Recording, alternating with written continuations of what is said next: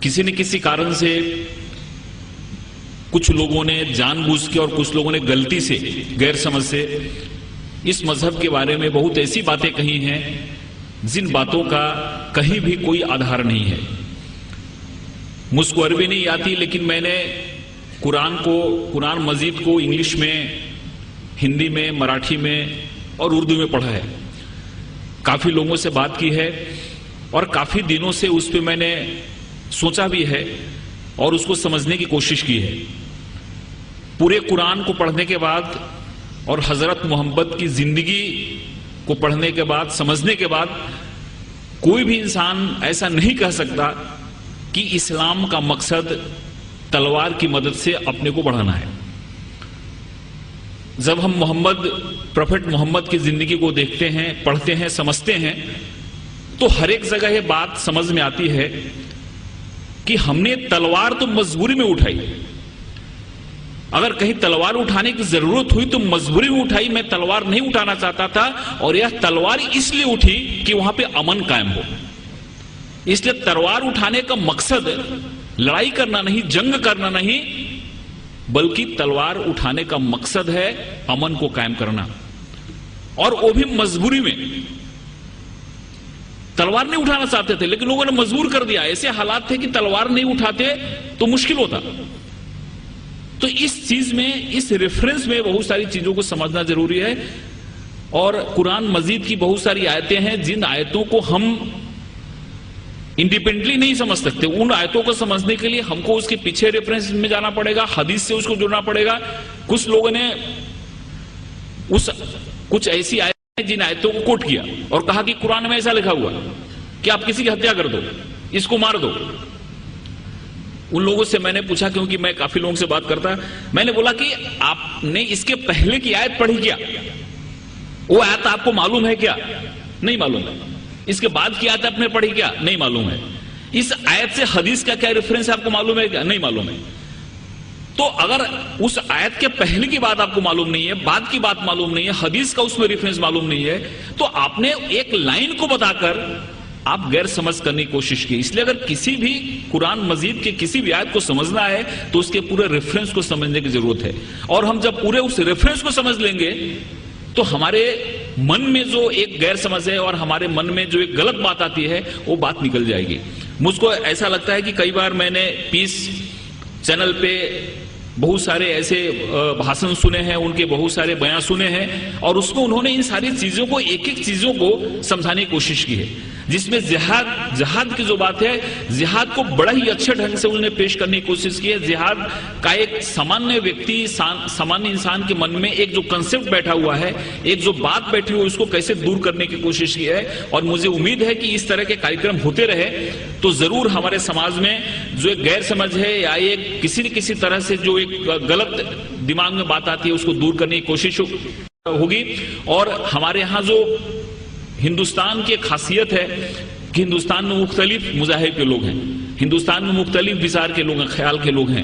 ایک ایسا ملک ہے جس ملک میں ہر ایک مذہب کے لوگ ہیں، ہر ایک خیال کے لوگ ہیں، ہر ایک سمپردائے کے لوگ ہیں، ہر ایک جماعت کے لوگ ہیں. تو ہمارے ہاں قومی ایکتا کیسے بڑھے گی، ہمارے ہاں قومی یکجہتی کیسے بڑھے گی، ہمارے ہاں قومی آہنگی کیسے بڑھے گی، اس چیز کو بھی آگے بڑھانے میں اس طرح کے کاریکرم کی کافی مدد ہوگی. یہ ایک پولیس آفیسر کے روپ میں اور ایک سماج کے ایک سدس کے روپ میں بھی مجھ کو لگتا ہے. میں اس موقع پہ دو تین باتیں آپ سے بتانا چاہوں گا، اور میں ہندو بھائیوں سے بھی، ان سے گزارش کرتا ہوں کہ آپ قرآن پڑھو، آپ حضرت محمد کی زندگی کو پڑھو، حدیث کو پڑھو. مراٹھی میں پڑھ سکتے ہیں، مراٹھی میں اویلیبل ہے. ویسے ہی میں مسلم بھائیوں سے بھی ریکویسٹ کرتا ہوں کہ آپ بھی گیتا کو دیکھو، آپ بھی گیتا کو پڑھو. کیونکہ میں نے ڈاکٹر نائک کو کئی بار سنا ہے، انہوں نے بہت سارے گیتا سے بھی کوٹ کرتے ہیں، بہت سارے اپنشد سے بھی کوٹ کرتے ہیں، بہت سارے بائبل سے بھی کوٹ کرتے ہیں. بائبل سے، گیتا سے، اپنشد سے کوٹ کر کے پھر قرآن میں جو بات کہی گئی اس کو کیسے ایکسپلین کرتے ہیں. تو اس سے کیا ہوتا ہے کہ ایک ہر ایک ریلیجن کے بارے میں ایک ہمارے سامنے ایک اچھا پکچر آتا ہے. اس لیے دوستوں، یہ جو کاریکرم ہے، یہ کاریکرم کافی اچھا ہے اور ہمارے یہاں قومی ایکتا کو بڑھانے کے لیے، ایک مذہب کا جو صحیح روپ ہے وہ سب کے لانے کے لیے کافی فائدہ مند ہوگا. میں یہی آپ سے کہنا چاہوں گا کہ دو تین چیز میں آپ سے کہنا چاہوں گا اس موقع پہ. اور اس کے لیے میں نے 2-3 حوالے آپ کے سامنے پیش کرنے کا سوچا ہے. پہلی بات ایسا کہ کسی بھی بات کو اور کہنا ہے تو اس بات کا اگر آپ ادھارن دیتے ہیں تو بات اچھی طرح سمجھ میں آتی ہے. کیونکہ جو آدمی بہت پڑھا لکھا نہیں ہے اس کے سامنے اگر ہم فلسفی کی بات کریں گے, بہت اونچے سدھانت کی بات کریں گے تو اس کو سمجھ میں نہیں آتا. لیکن ہم جیسے ہم کسی بچے کو پڑھاتے ہیں اور حوالہ دیتے ہیں کہ دیکھو ایسا ہے, ایک آدمی وہاں پہ ایسا گیا, اس نے ایسا کیا, تو اس سے کیا ہوتا ہے کہ اس کو بات سمجھ میں آ جاتی ہے. تو میں حضرت محمد کی زندگی سے 2-3 چیزیں آپ کو بتانا چاہوں گا, اور ہر ایک جگہ میں بتانے کی کوشش کرتا ہوں کیونکہ وہ بات ہمارے دل میں بیٹھ جاتی ہے. آپ کو معلوم ہوگا کہ جب حضرت محمد نے اسلام خدا کے پیغام کے مطابق لایا اور اس کو بنانا شروع کیا, اس سمے عرب کی استھتی کیسی تھی؟ ہر ایک جگہ مار کاٹ ہو رہا تھا, ہر ایک جگہ جنگ ہو رہی تھی, کہیں پہ بھی انسان کو شانتی نہیں تھی, کہیں پہ بھی امن نہیں تھا, کہیں بھی کسی طرح کا کوئی بھی نظام نہیں تھا, نہ تو سیاسی نظام تھا نہ تو سماجی نظام تھا. جس کو جو لگتا تھا وہ کرتا تھا, کہیں بھی کسی طرح کا کوئی وصول نہیں تھا. ویسے حالات میں انہوں نے پورے عرب کنٹریز میں, اگل بغل کے دیشوں میں انہوں نے شانتی اور امن کی استھاپنا کی. 800 عیسوی سے لے کے 1200 عیسوی کا جو سمے ہے جس میں اسلام اپنے عروج پہ تھا, اپنی بلندی پہ تھا, اس میں سائنس, ٹیکنالوجی, فلسفی, آرکیٹیکٹ, تجارت, بیاپار, ان ساری چیزوں کی اتنی ترقی ہوئی جتنی ترقی کبھی بھی نہیں ہوئی. اور اگر تجارت کی ترقی ہوتی ہے, اگر بیاپار کی ترقی ہوتی ہے, اگر سماج کی ترقی ہوتی ہے, اگر سائنس بڑھتا ہے, ٹیکنالوجی بڑھتا ہے, تو شانتی میں ہی بڑھ سکتا. اگر لا ڈر اچھا ہوتا ہے تو سماج کا وکاس ہوتا, اگر لا ڈر اچھا نہیں ہوتا ہے تو سماج کا وکاس نہیں ہوتا ہے. تو 800 سے لے کر 1200 کا جو ٹائم تھا یہ پوری طرح سے پیس کا ٹائم تھا, امن کا ٹائم تھا. اور اس سمے جو ہمارا سائنس, ٹیکنالوجی اور ساری چیزیں لٹریچر بڑھی ہیں اتنی کبھی بھی نہیں بڑھی. اس سے یہ بات ہمارے سمجھ میں آتی ہے کہ اسلام نے شانتی کی استھاپنا کی, اسلام نے امن کی استھاپنا کی. اور آپ کو یہ بات معلوم ہوگا کہ حضرت محمد کا جو پورا جیون کال تھا, اس جیون کال میں ان کے جیون کال میں سب سے زیادہ لڑائی ہوئی. ایسا بتاتے ہیں کہ 84 ایسی لڑائی ہوئی جس میں انہوں نے پرتیکش یا اپرتیکش بھاگ لیا. 84 لڑائی. لیکن آپ کو یہ جان کے اور وہاں پہ ایک آشچर्य ہوگا کہ 84 لڑائی تو ہوئی لیکن سب سے کم لوگ مرے اس لڑائی میں. اگر ایک لڑائی ہوتی ہے تو اس میں ہزاروں لوگ مارے جاتے ہیں, لیکن اس 84 لڑائی میں جو ریکارڈ بتاتا ہے اس ریکارڈ کے حساب سے کیول 1014 لوگ مرے. اور جہاں کہیں بھی لڑائی ہوتی تھی حضرت محمد کا حکم رہتا تھا کہ کسی بھی ایسے ویکتی اور انسان کو مت مارو جو لڑائی نہیں کرتا. خواتینوں کو محفوظ رکھو, بچوں کو محفوظ رکھو, جو ضعیف ہیں ان کو محفوظ رکھو. اگر کہیں سے گزرتے ہو اور وہاں پہ اگر کسی کسان اور کسی کی پیداوار کو نقصان ہوتا ہے تو اس کو بچاؤ. اس لیے 84 لڑائیاں ہوئی اور ان لڑائیوں میں کیول 1014 لوگ مرے. دنیا کا سب سے بڑا ریکارڈ ہے. اور جب پروفیٹ محمد جب مکہ میں آئے اپنے پورے سینکوں کے ساتھ, تو جس مکہ والوں نے ان کو اپمانت کیا تھا, جس مکہ والوں نے ان کو پتھر سے مارا تھا, جس مکہ والوں نے ان کی جان لینے کی کوشش کی تھی اور ان کی تکلیف کے چلتے ان کو ہجرت کرنی پڑی تھی, اس مکہ والوں کو انہوں نے پیار سے جیتا. اور وہ مکہ کی جو فتح تھی ایسی فتح تھی جس میں خون کا ایک قطرہ بھی نہیں بنا. پروفیٹ محمد کو جتنا اپمانت کیا گیا تھا, پروفیٹ محمد کے زندگی کو جتنی تکلیف دی گئی تھی, اگر وہ چاہتے تو جس سے انہوں نے مکہ میں پرویش کیا, مکہ کی فتح کی, اسے میں ہزاروں لوگوں کا قتل کرا سکتے تھے, لیکن ایک بھی خون کا قطرہ نہیں بہا اور بڑے پیار اور محبت کے ساتھ انہوں نے مکہ کو فتح کیا. اس سے یہ بات سامنے آتی ہے کہ شانتی اور امن اسلام کا مقصد ہے. تلوار اٹھائی انہوں نے, تلوار اس لیے اٹھائی کہ تلوار اٹھانے کا ان کو حکم تھا, مجبوری تھی تلوار اٹھانا, کہ اگر تلوار نہیں اٹھاتے تو مذہب کا قیام نہیں ہو سکتا. اور ہر ایک جگہ گیتا میں بھگوان شری کرشن نے ارجن کو کہا کہ تم لڑائی کرو, اگر تم لڑائی نہیں کرو گے تو دھرم کی استھاپنا نہیں ہو پائے گی. ارجن وہاں سے بھاگ رہا تھا, ارجن نے بولا کہ تیر نہیں چلاتا کیونکہ میرے سامنے تو ہمارے سارے ریلیٹیو بیٹھے ہوئے ہیں. بھگوان شری کرشن نے کہا کہ یہاں پہ دھرم کی استھاپنا کے لیے تم کو لڑائی کرنی پڑے گی, تم کو لوگوں کو مارنا پڑے گا. اگر تم نے لڑائی نہیں کی تو دھرم کی استھاپنا نہیں ہوگی. تو ایک وشیش پرستھتی میں ہم کو لڑائی کرنے کی بھی ضرورت ہوتی ہے. ویسے ہی پروفٹ محمد نے اگر لڑائی کرنے کی بات کی تو وہاں پہ کی جہاں پہ لڑائی کرنا مجبوری تھا, اور وہاں پہ اگر لڑائی نہیں ہوتی تو شانتی کی استھاپنا نہیں ہوتی. اس لیے یہ بات ہمارے سامنے آتی ہے کہ سب سے بڑی جو بات ہے کہ اسلام جہاں جہاں انہوں نے ان کو جہاں جہاں وہ لوگوں کو مار سکتے تھے, جہاں جہاں خون خرابہ ہو سکتا تھا, وہاں پہ انہوں نے خون خرابہ نہیں ہونے دیا.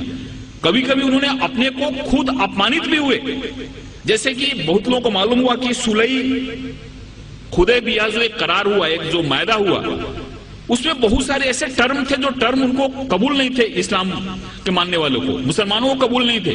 لیکن پروفٹ محمد نے کہا کہ اگر یہ معاہدہ نہیں کرتا ہوں تو بہت بڑا خون خرابہ ہو جائے گا, اور اس خون خرابے سے بہت لوگ مارے جائیں گے. اس لیے چلو میرا اپمان ہوا تو چلے گا, لیکن شانتی کے لیے, امن کے لیے میں قرار کرتا ہوں, جس سے بہت بڑی لڑائی ٹل گئی. ایسے بہت سارے ادھارن ہیں. ایک بار ایک یہودی کا جنازہ جا رہا تھا اور پروفٹ محمد اپنے لوگوں کے ساتھ بیٹھے ہوئے تھے. انہوں نے جب جنازہ دیکھا تو اٹھ کے کھڑے ہو گئے. ان کے لوگوں نے کہا کہ یہ تو مسلمان کا جنازہ نہیں, یہ تو ایک یہودی کا جنازہ ہے. تو محمد نے کہا, پروفٹ محمد نے کہا, کیا یہودی انسان نہیں ہوتا؟ یہ ساری چیزیں ہمارے سامنے آنی چاہیے. اس بوڑھی عورت کی کہانی معلوم ہے کہ اس کو ایسا لگتا تھا کہ یہاں پہ اسلام بڑھ رہا ہے, ایک محمد نام کا ایسا شخصیت ہے جو سب کو اسلام میں لے جا رہا ہے, اس لیے وہ گاؤں چھوڑ کے جا رہی تھی. اس کے سر پہ گٹھری تھی اور گٹھری اٹھ نہیں رہی تھی. ایک نوجوان آیا اور بولا کہ ماتا جی میں آپ کی مدد کروں, آپ چلو اپنی گٹھری میں گاؤں کے باہر چھوڑ دیتا ہوں. عورت نے ان کو گٹھری دی اور وہاں سے نوجوان اس گٹھری کو اپنے سر پہ لیا اور گاؤں کے باہر گیا اور بولا کہ اب ٹھیک ہے آپ گٹھری لو, اب جاؤ. اس عورت نے پوچھا کہ کیسا نیک انسان ہے جو اپنے سر پہ میری گٹھری لے کے جا رہا ہے. اس نے پوچھا کہ تمہارا نام کیا ہے؟ انہوں نے کہا کہ مجھ کو محمد کہتے ہیں. جس کے ڈر سے بھاگ رہی تھی وہی انسان اس عورت کی گٹھی کو اپنے سر پہ لے جا رہا ہے اور اس کو مدد کر رہا ہے, اور اسی دن عورت اسلام میں آ گئی. جو عورت پروفٹ محمد کے سر پہ ہمیشہ کچرا پھینکا کرتی تھی نماز کے جاتے سمے, روز کچرا پھینکتی تھی ان کے سر پہ, ایک دن جب اس نے کچرا نہیں پھینکا تو محمد جب لوٹ رہے تھے پروفٹ محمد, تو انہوں نے دیکھا اور پوچھا کہ عورت کہاں ہے؟ لوگوں نے کہا کہ وہ بیمار پڑی ہوئی ہے. وہاں پہ جا کے انہوں نے اس کی طبیعت پوچھی. اس عورت کو لگا کہ جس انسان کو میں نے اتنی تکلیف دی, جس کو اتنا میں نے اپمانت کیا, جس کے سر پہ میں نے کچرا پھینکا, وہ کیسا انسان ہے کہ میری طبیعت بگڑنے پہ میرا حل پوچھنے آ رہا ہے, اور وہاں پہ اسلام اس نے قبول کر لیا. ایک چیز لوگوں کے سامنے آنا چاہیے, یہ جو تحمل ہے, یہ جو ہماری سہیشونتا ہے, یہ جو ہمارا ایک انسانیت کے پرتی پریم ہے, یہ حدیث میں اور پروفٹ محمد کی جو سنت ہے, یہ جب ہمارے لوگوں کے سامنے آتی ہے تو ہم کو سمجھ میں آتا ہے. دوستوں یہ جو سنت ہے وہ ہمارے سامنے آنی چاہیے, یہ جو ادھارن ہے, یہ جو مثال ہے وہ ہمارے سامنے آنی چاہیے. اور 2008 میں, فروری 2008 میں دیوبند نے ایک فتویٰ جاری کیا, ایک اعلان کیا. اس میں 4000 علماء پورے ہندوستان کے جمع ہوئے تھے, اور انہوں نے کلیئر کٹ کہا کہ آتنکواد جو ہے, دہشت واد جو ہے, یہ غیر اسلامی ہے. اسلام کبھی بھی انجسٹ وائلنس کو سپورٹ نہیں کرتا.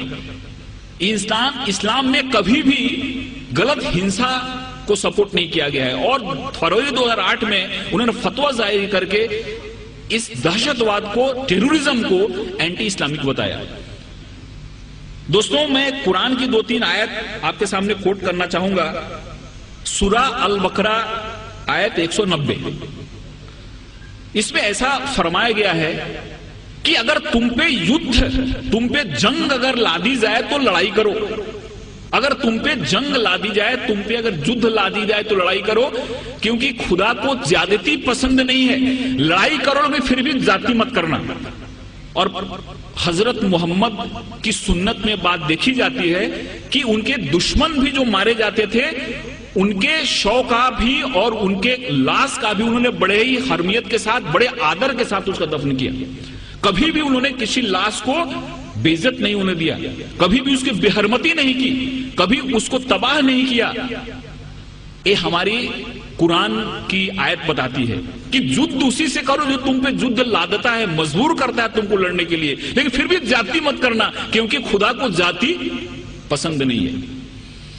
سورہ المائدہ آیت 32، ایک نردوش انسان کا قتل پوری مانوتا کی قتل کے برابر ہے.